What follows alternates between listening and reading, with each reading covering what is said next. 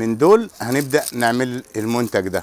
يعني من الشويه دول وغيره من المنتجات. حوالي كام منتج؟ 20 منتج. 20 منتج بس من الزعف ده. من الزعف بس. القرية دي من الستينات، فهي بتشتغل في الخوص اساسا، وهي شغل فرعوني بس بتتوارثها الاجيال، اللي هي الاسبيته بتاع العيش، وكانوا بيخزنوا فيها العيش والحاجات دي كلها، فبتتطور بقى للاحدث للاحدث للاحدث لحد حين احنا موجودين فيها لحد النهارده.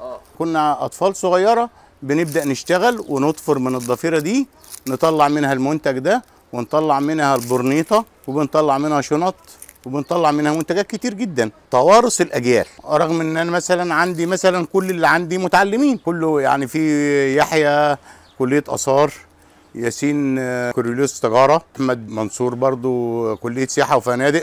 كل اللي معاك مالناش دعوه بالكليات، احنا شغالين شغوفين احنا مالناش دعوه بالمجال، احنا لينا في مجالنا. التعليم ذاته حاجه والشغل حاجه تانية. لان احنا بنحب الشغل ده. دي اول حاجه بتجي من النخل بتتجفف. بعد كده بتجي زي كده، بعد كده بنبلها. بنبلها وبنعملها ضفيره شريط. بعد الشريط بنبدا نخيط على المكن. هنبدا المراحل، هنوري حضرتك على المكن واحده واحده. هو اي شغل لازم نتعرض للميه، لازم حتى الشغل ده عشان تكون العمليه سهله معاك، عشان يعني العمليه تكون سهله. مرحله بقى الضفيره تبقى موجوده اللي هي دي. تمام. الشريط ده.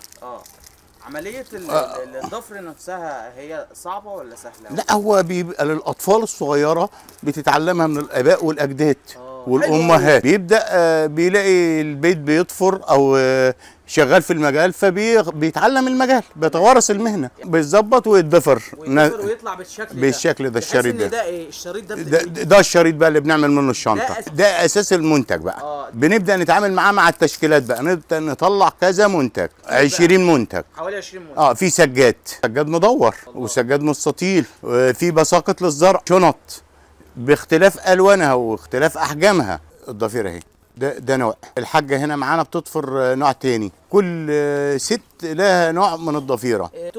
ثلاث انواع. هي اساسها السيدات.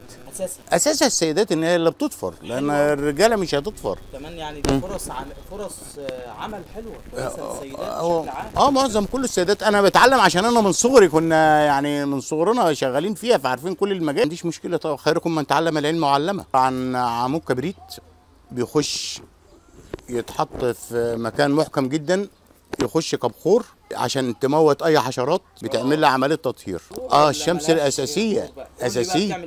الشمس بتجفف الخوصه، لان الخوصه بتبقى جايه اساسا طريه من على النخل.